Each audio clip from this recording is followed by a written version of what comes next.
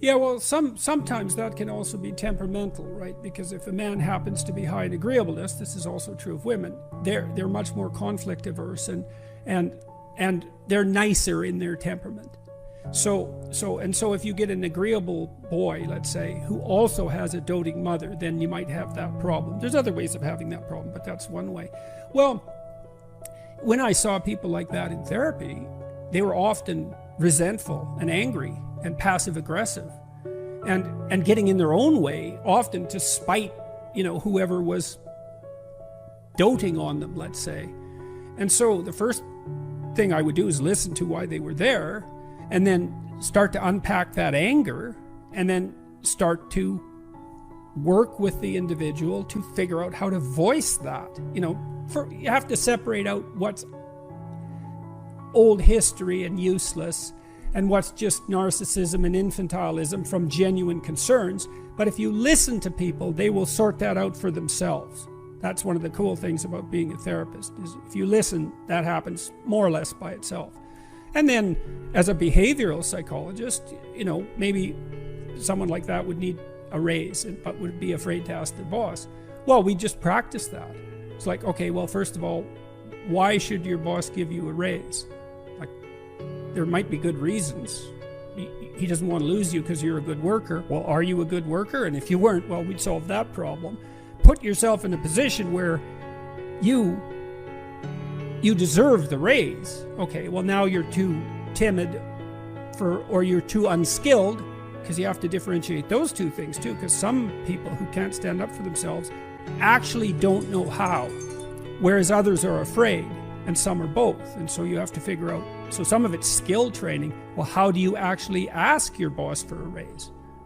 Well, you tell the truth. That's the best way. You say, look, here's what I'm doing. Here's why it's really useful for you.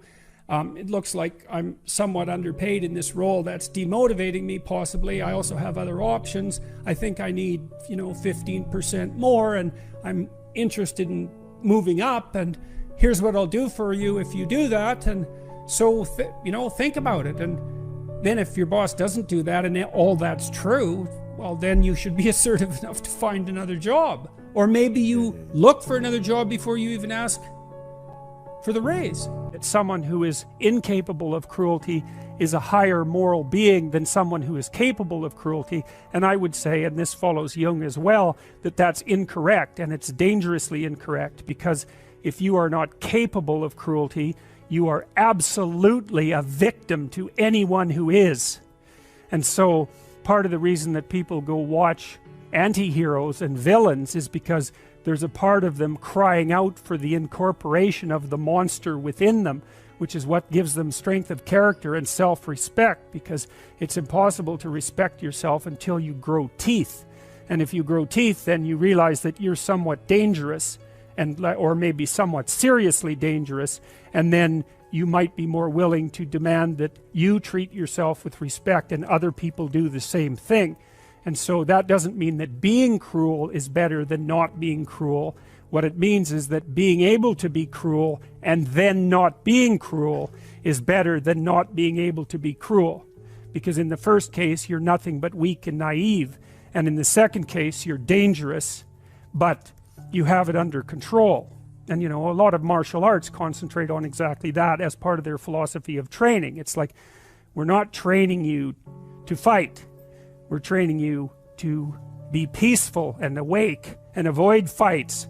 But if you happen to have to get in one, and I guess the philosophy also is that if you're competent at fighting, that actually decreases the probability that you're going to have to fight, because when someone pushes you, you'll be able to respond with confidence, and with any luck, and this is certainly the case with bullies, with any luck, a reasonable show of confidence, which is very much equivalent to a show of dominance, is going to be enough to make the bully back off.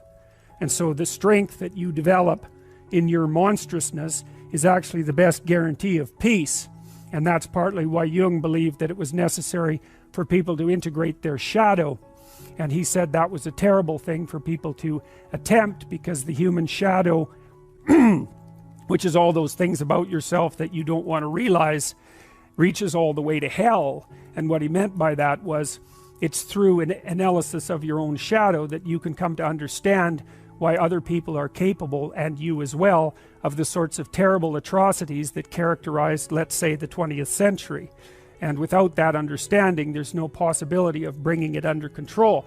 When you study Nazi Germany, for example, or you study the Soviet Union, particularly under Stalin, and you're asking yourself, well, what are these perpetrators like? Forget about the victims, let's talk about the perpetrators. The answer is, they're just like you.